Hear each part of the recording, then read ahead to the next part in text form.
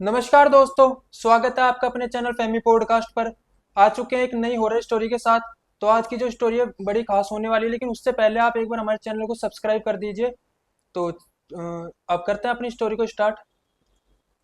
आज की जो स्टोरी है वो यूपी के आगरा की स्टोरी है और एक रिच परिवार की स्टोरी है। इस परिवार में राधिका नाम की एक महिला होती है और वो उस घर की मालकिन होती है। उसमें उसके हस्बैंड और उसका बेटा रहता है और घर में काफी सारे नौकर है, 4-5 नौकर काम करते हैं। तो उसी में एक उसके नौकरानी थी जो ज्यादातर राधिका का ही काम करती थी। उसका नाम कम्मो था।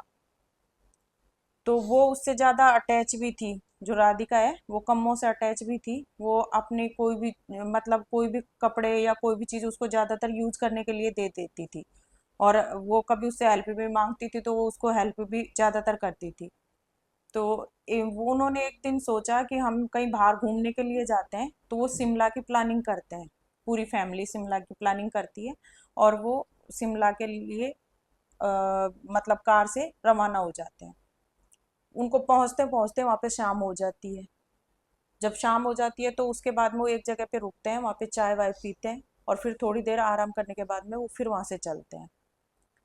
वहां पे जब वो जा रहे होते हैं तो रास्ते में एक मोड़ आता है। उस मोड़ पे उनकी गाड़ी चल रही है और सामने से उनको एक जैसे कोई दीपक जल रहा हो उस तरह की लाइट दिखाई दे रही है, बिल्कुल दीपक की तरह जलते हुए। दीपक कैसे, हवा में या सड़क पे रखा नहीं, हुआ? ऊपर। अच्छा। जैसे बीच में, ना तो नीचे ना ऊपर, मतलब मतलब बीच में हवा में। ऐसे, हाँ। हाँ। हमारी जैसे इंसान की हाइट होती है उतने पे वो दिखाई दे रहा है उसको। तो उन्होंने वो चीज जैसे या तो नीचे होती तो भी वो ज्यादा ध्यान नहीं देते, ऊपर होती तो भी इतना ध्यान नहीं देते, पर बिल्कुल इंसान की हाइट पे दिखाई दे रही थी तो उन्होंने ज्यादा गौर किया। जैसे ही वो गाड़ी को उसके पास में लेके गए तो क्या देखते हैं कि वहां पे एक आदमी खड़ा है और उनको हाथ दे रहा है। अच्छा। तो उनके पास सिर्फ पीछे बच्चा ही बैठा हुआ होता है, तो वो सोचते हैं कि कोई हो सकता है किसी को रात में यहाँ फंस गया हो या हेल्प की जरूरत हो, तो उसका हस्बैंड, राधिका का हस्बैंड, गाड़ी रोक लेता है वहाँ पे। तो जब वो पूछते हैं उससे तो वो आदमी है, उसने हाथ में लालटेन ले रखी है और जो वो लाइट आ रही थी वो लालटेन के अंदर से आ रही थी। अच्छा। उसने लालटेन ले रखी है और वो जो आदमी है उसने एक अपने आप को कवर कर रखा है पूरा। ऊपर एक टोपा सा ओढ़ रखा है और नीचे भी ऐसे कपड़े पहन रखे हैं, पूरा उसने कवर कर रखा है अपने आप को। तो वो शीशा खोलती है राधिका और उससे पूछती है कि क्या बात है भैया, गाड़ी क्यों रुकवा रहे हो, क्या कोई प्रॉब्लम है क्या? तो वो ऐसे करके और लालटेन को ऊपर करके और ऐसे देखता है। तो उसकी मतलब भयानक सी शक्ल है, बड़ी बड़ी आंखें, और बहुत घूर के देखता है वो। और घूर के देख के और फिर उससे कहता है कि मुझे तुम्हारी हेल्प चाहिए, इतना बोलते हैं। तो राधिका का जो हस्बैंड है वो उसको बहुत गौर से देख रहा है। राधिका बातों में लगी हुई है पर उसका ध्यान नहीं है इतना उसके ऊपर, लेकिन जो राधिका का हस्बैंड है वो बहुत गौर से देख रहा है। वो जब उसको इतने ज्यादा गौर से देखता है तो वो क्या देखता है कि लालटेन के अंदर जैसे जो वो लौ जलती है ना, हम्म। वो लौ के लिए क्या, एक जो कबूतर है वो बैठा हुआ है और वो जल रहा है उसमें, और वो पंख भी फड़फड़ा रहा है। अच्छा। और वो देख के उसको डर महसूस हो गया। उसके बाद में वो एक चीख मारता है, जैसे वो कबूतर को देखता है तो एक चीख मारता है बहुत जोर से। उसके मुंह से चीख निकलते ही राधिका पूछती है क्या हो गया। तो जब वो उसकी तरफ देखते हैं, फिर से देखते हैं उसकी तरफ, तो वो अपनी जीभ, उसकी जीभ बहुत बड़ी हो जाती है और अपनी जीभ बाहर निकाल के और ऐसे मतलब अपनी जीभ को घुमा रहा है। और जैसे ही वो उनके शीशे के पास आने की कोशिश करता है ना, तो उसका हस्बैंड गाड़ी चल जोर से मतलब स्टार्ट करके और रवाना हो लेते हैं वहां से। अब वो अपनी गाड़ी को बहुत स्पीड में ले लेते हैं। उनको इतना डर लगता है कि वो पीछे मुड़ के ये तक नहीं देखते कि वो है वहां पे या नहीं है, या क्या क्या है क्या नहीं है। कोई भी नहीं देखता वो तीनों में से। राधिका डर की वजह से अपने बच्चे को अपने आगे ही बिठा लेती है, उसको वो करके, और अपने पास बिठा लेती है, और तीनों बहुत बुरी तरीके से डर जाते हैं। उस टाइम पे उनको डर लग रहा है करीब 5-10 मिनट तक। हम्म। 5-10 मिनट के बाद में जो राधिका है उसका हस्बैंड देखता है कि उनकी जो गाड़ी है उसकी वो अनकंट्रोल हो चुकी है। अनकंट्रोल ब्रेक नहीं लग हाँ, रहे? कि वो उसके ब्रेक लगा रहा है लेकिन ब्रेक नहीं लग रहे हैं, और वो उसको स्पीड कम करने की कोशिश कर रहा है तो स्पीड भी कम नहीं हो रही उसकी। अब वो राधिका के पास चिल्लाता है जोर से और राधिका से बोलता है कि ना तो स्पीड कम हो रही है ना ब्रेक लग रही है। वो डर जाते हैं बहुत बुरी तरीके से। और जिस टाइम पे वो चल रहे होते हैं वो रास्ता ऐसा होता है कि वो जो पहाड़ों के बीच में होके जाते हैं, तो एक साइड तो पहाड़ और एक साइड खाई, खाई। ये होता है। अब वो उनकी स्पीड नहीं हो रही, बल्कि स्पीड और बढ़ ही रही है, कम नहीं हो रही। जितना वो उसी को स्पीड को कंट्रोल करने की कोशिश कर रहा है, उतनी वो बढ़ रही है और भी ज़्यादा। सामने से एक और कार आती है और दोनों व्हीकलों में टक्कर होती है। और टक्कर होते ही वो जो दूसरी कार थी वो तो खाई की साइड गिर जाती है, नीचे गिर जाती है वो। और जो इनकी जो गाड़ी थी, कार थी, वो पहाड़ की साइड। लेकिन पहाड़ की साइड वो जाती है तो इधर की साइड से जाती है जिधर राधिका बैठी हुई होती है। अच्छा। तो उसका जो हस्बैंड है वो इधर की साइड बैठा है और गाड़ी मतलब इस तरीके से घुस जाती है कि आधी गाड़ी है ना, जो आधे साइड से पूरी गाड़ी उसमें बिल्कुल डैमेज हो जाती है और राधिका वहीं पे खत्म हो जाती है। राधिका राधिका खत्म हो जाती राधिका राधिका खत्म होती है। उसका बच्चा भी उसने पहले अपनी गोद में ऐसे ले रखा था, यदि वो आगे होता तो शायद बच्चा भी खत्म हो जाता, लेकिन उसने बच्चे को बाद में दोनों के बीच में इधर खुद वो होके और उसको बीच में बिठा लिया था। बच्चा भी बच जाता है और उसके हस्बैंड भी, चोटें उनके भी आती है, उनके भी लगती है, लेकिन जो राधिका है वो वहीं खत्म हो जाती है। उसके बाद में पुलिस उलिस को बुलाते हैं और जो भी होता है प्रोसेसिंग सारी होके और उसको जो राधिका की बॉडी को घर ले आते हैं। घर लाने के बाद में और जो राधिका है उसके घर वाले आते हैं और जो भी क्रियाएं होती है, प्रक्रिया होती है, वो सारे उसको करते हैं। तो जिस टाइम उसको राधिका को जब मतलब इंसान ख़त्म हो जाता है तो उसको शमशान में ले जाने से पहले एक बार नहलाने की क्रिया करते हैं, नहला के कपड़े पहना के, और जो जैसे सुहागन लेडीज होती है तो उसका पूरा 16 श्रृंगार करके और तब उसको जलाने के लिए शमशान में भेजते हैं। तो जब ये प्रक्रिया हो रही थी ना, तो जो कम्मो है उसकी नौकरानी, वो क्या, उसका मन थोड़ा लालच में आ जाता है। उसको जैसे राधिका की सब चीज़ों के बारे में पता था, सारी ज्वेलरी के बारे में, सारी चीज़ों के बारे में पता था। अब ऐसे टाइम पे और लोगों का तो कोई ध्यान ही नहीं था। तो जो राधिका थी उसके सोने के कंगन थे और वो कंगन उसके हस्बैंड ने उसको जो करवा चौथ का व्रत था उस पर गिफ्ट दिए थे। तो राधिका का उनसे बहुत ज़्यादा अटैचमेंट था उन कंगनों से। तो वो बहुत बार मतलब उससे कम्मों से बोलती थी कि ये बहुत मेरे लिए बहुत कीमती है ये। वो कंगन चुराती है और अपने घर पे ले जाती है कंगन को। उसके बाद में जब तीये की बैठक होती है तो और लोग हैं जो तो दुखी उसमें बैठे हैं, और जो कम्मो है वो बैठी हुई बस उसके मन में ये ख्याल आ रहा है कि मुझे उस कंगन का क्या करना है, वो तो बहुत अच्छा है, ये है। यहाँ तक कि उसके मन में ये भी ख्याल आता है कि अच्छा हुआ कि वो चली गई। मालकिन चली गई, यदि वो लालच था रहती, उसको पास। हाँ, तो ये चीज़ मेरे पास नहीं आती। वो बैठे बैठे अपने मन में ये भी सोचती है कि मैंने एक ही कड़ा क्यों चुराया, काश मैं दोनों ही चुरा लेती।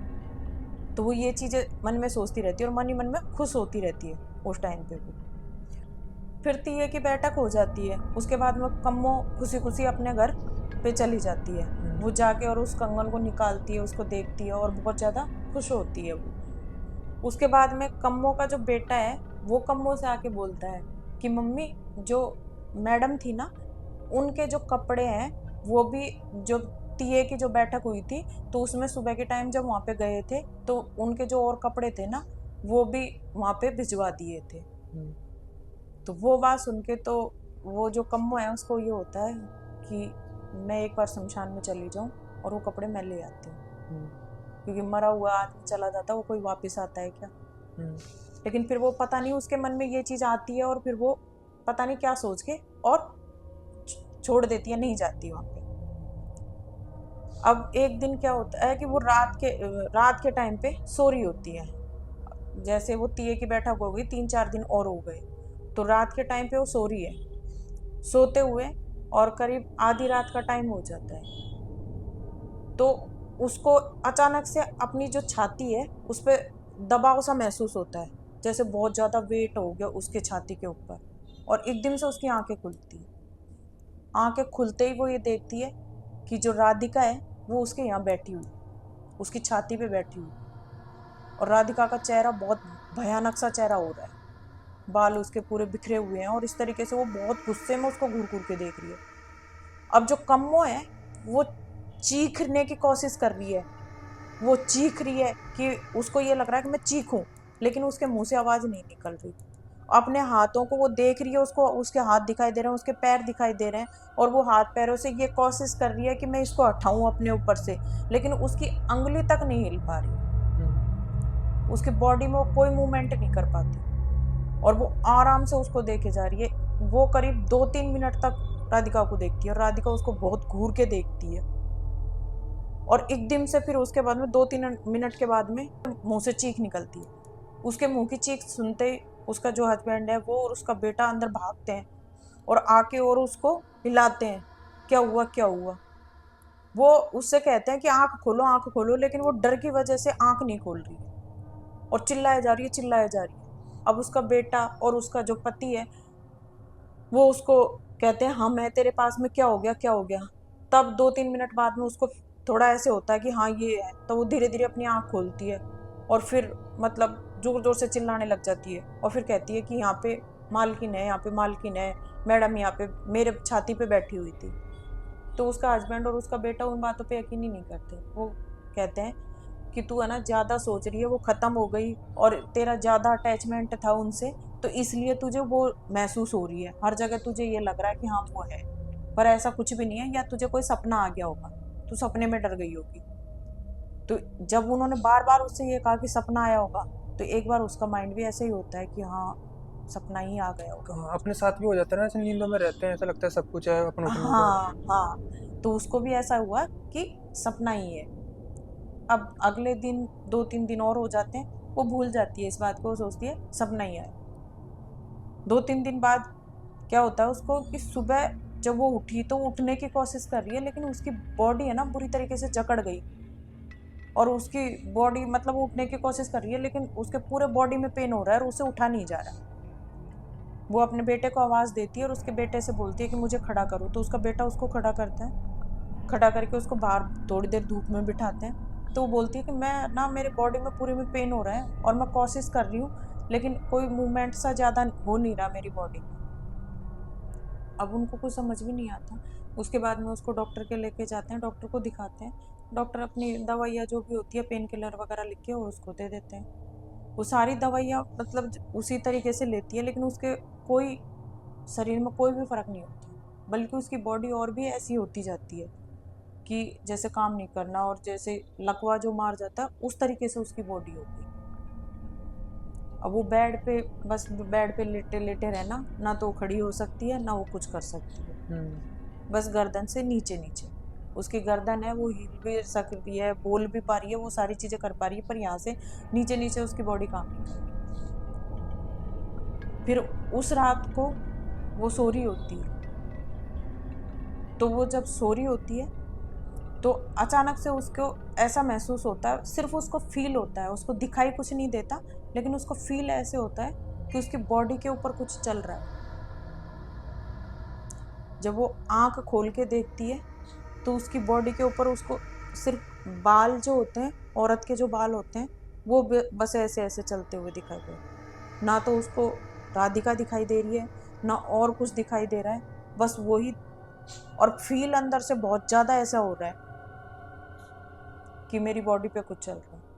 उसकी बॉडी ऐसी हो चुकी थी कि वो बॉडी को हिला ही नहीं पा रही थी। अब वो चिल्लाई, जोर से चिल्लाई, वो चीख मार रही है। अब उस टाइम को सोचो कि वो चीख मार रही है, उसको सारी चीज़ फील हो रही है, उसको डर लग रहा है, लेकिन वो कुछ कर नहीं पा रही है, और वो चिल्लाए जा रही है चिल्लाए जा रही है चिल्लाए जा रही है। 2-3 मिनट में उसकी हालत इतनी ज़्यादा ख़राब हो जाती है, बहुत ज़्यादा उसकी हालत ख़राब हो जाती है। तो उसका जो बेटा है वो और उसके हस्बैंड फिर से भाग के आते हैं, फिर से उससे बोलते हैं, तो चिल्लाती है कि वो देखो मेरे ऊपर बाल है, मेरे ऊपर बाल है, किसी औरत के मेरे ऊपर बाल है। तो उसका हस्बैंड उससे बोलता है कि किस औरत के बाल है। जब वो इस तरीके से करता है तो उसको ध्यान तो रहता नहीं है, और वो बोलती है कि जो मालकिन है उनके बाल है।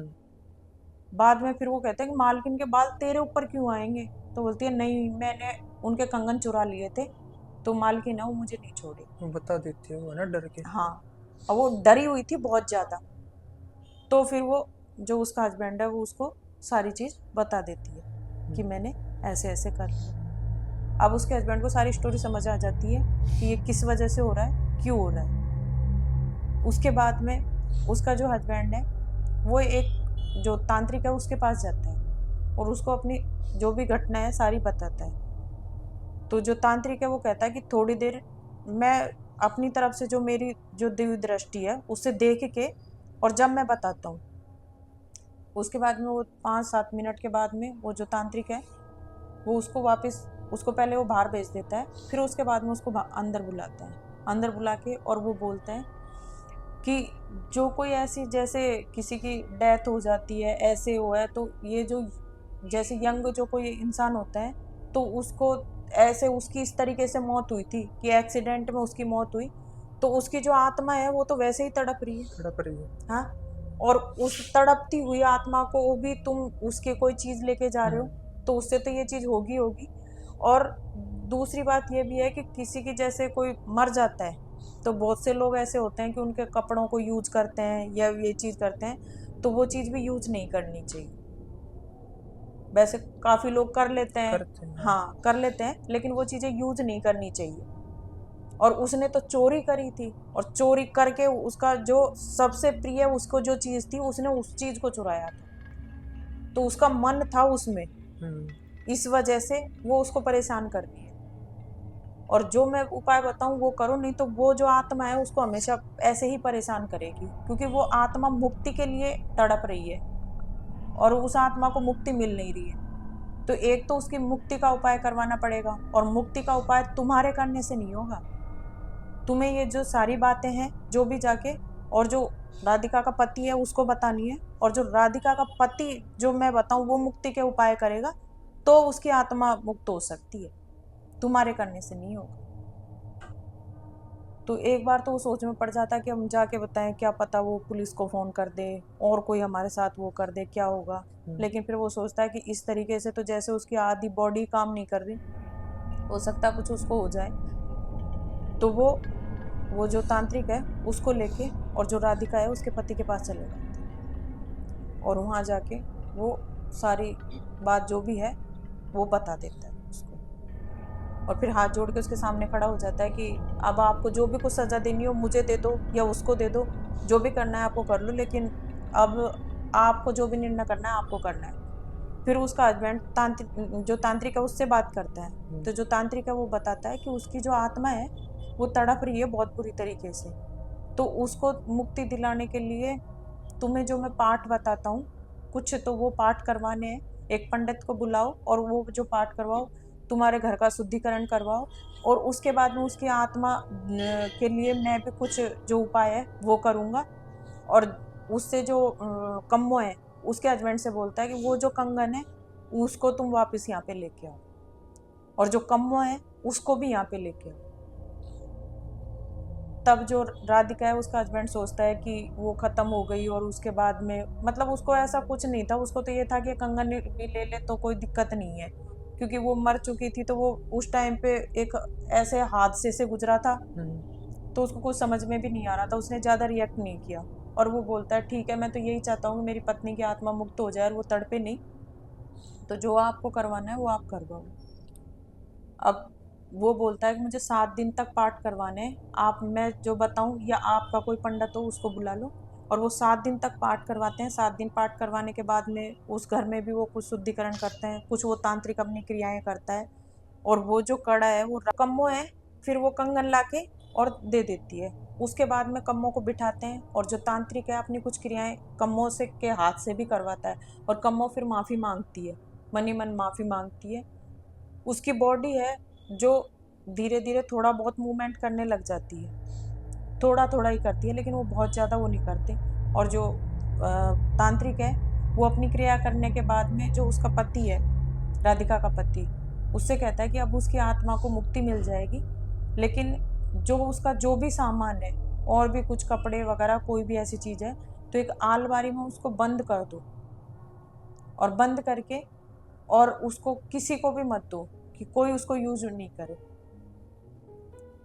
तो जो उसका हस्बैंड है एक अलमारी में उसके कपड़े, उसकी जो भी चीज़ें होती है एक कमरे में सब चीज़ें वो बंद कर देते हैं, और उस कमरे के वो लॉक लगा देते हैं, और कमरा हमेशा उसका वो कमरा बंद ही रहता है।